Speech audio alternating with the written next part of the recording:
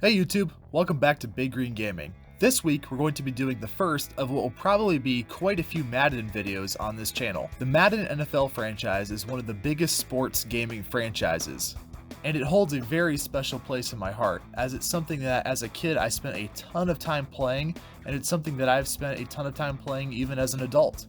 Today we're going to be getting into a Madden game mode that has been completely forgotten by EA, and has been absent from every Madden since Madden 12. That game mode is Madden Fantasy Challange Leagues. This game mode is incredibly unique, as it's nothing like Franchise, Superstar, or even Ultimate Team, and it has its very own interesting take on football and the Madden formula. As I personally believe that Madden 08 is one of the better Madden games, we'll be playing the Madden 08 version of this game mode. But don't worry, as the game mode doesn't really change a whole lot over the 5 years it existed. So let's get started.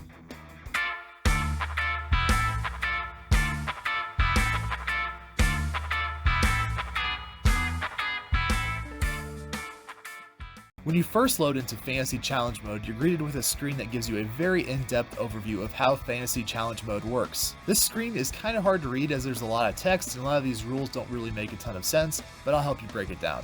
So you can essentially use rosters from the 2008 NFL season, Mini Draft, which is a fantasy draft where the CPU also drafts, a fantasy draft where you get to hand select players from all the current NFL teams' rosters, or a Hall of Fame draft where you get to select different NFL legends.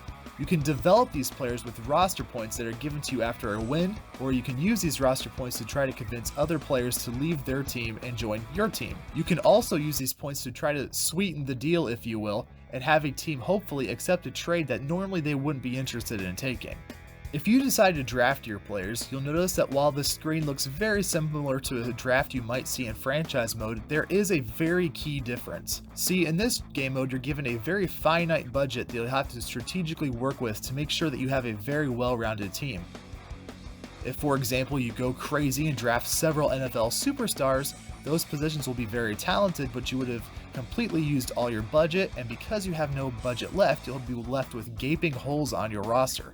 After your draft, you have the option to protect 3 players from your team. These players can't be traded for or negotiated away from you at any point during the game mode. So make sure you use this protection on only players that are cornerstones of your franchise.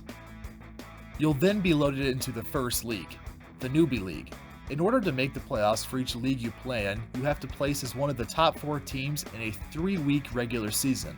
So make sure that you're taking all of these games very seriously. Frequently, after you play a game, a team will make a bet with you to try to wrestle away one of your players from you, and replace that player with sometimes a significantly worse player than yours.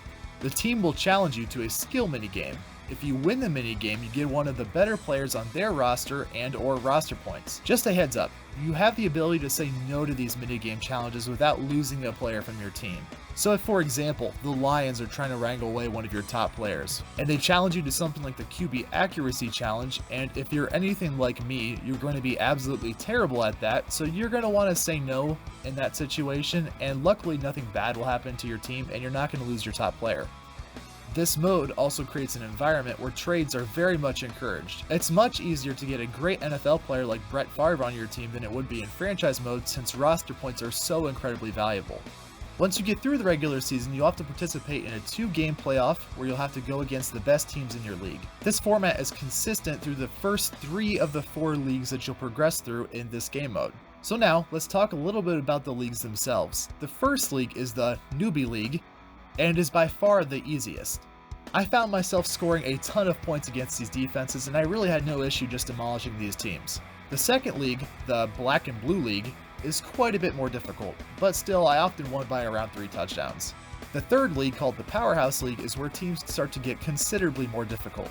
Here's where I had to actually begin paying attention to the games I was playing in, as some of these teams are pretty tough and will give you a run for your money if you're not careful.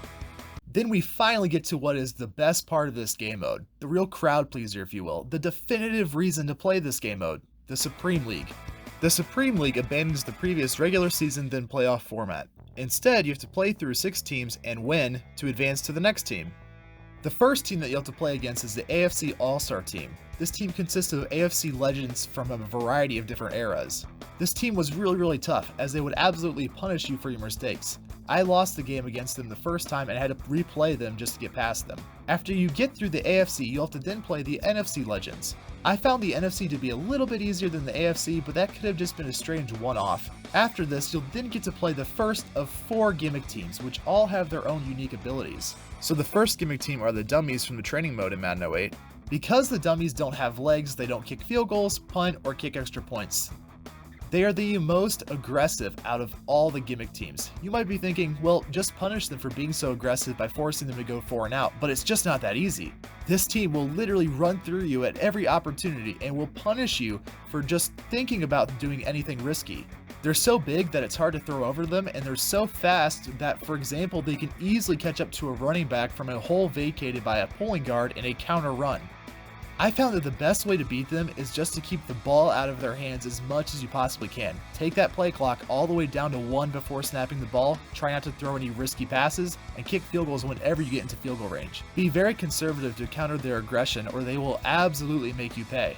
So the dummies play in their training arena from the training mode of Madden 08, and you actually get to unlock that training arena and play in it and play now later on once you beat the dummies. The next gimmick team, the Glaciers, have the ability to make one of their players invisible for a play. This can mean that you'll be picked off by an invisible corner, or you'll have trouble tackling an invisible wide receiver. Luckily, this isn't quite as annoying as I thought it was going to be. Your AI teammates are still able to tell where the players are, so you don't have to worry about getting torched every play. The Glaciers also play in a really cool, frozen Arctic looking stadium, and there's just a lot of attention to detail here, and it's awesome to see how creative EA got when they were building these stadiums for these make-believe teams. So let's move on to the next team. But before we do, it's story time. So when I was in 5th grade, I played Pee Wee football, and as 5th graders typically are, they're usually rather small and short, and so was I. I remember our brilliant commissioner of our Pee Wee football league decided that it would be a fantastic idea to have us play 8th graders and high school freshmen from other schools in the county. As you probably all know because you were all kids at some point, during the years between 5th grade to early high school is where kids do a lot of their growing. As a result of both the commissioner's decision and the fact that we were still young kids, we had to play against kids that were much stronger, taller, and faster than us, and we got absolutely demolished every game. So how is any of this relevant to this game mode? Well, the Tritons, which is the next team that you'll play, give me flashbacks to those days.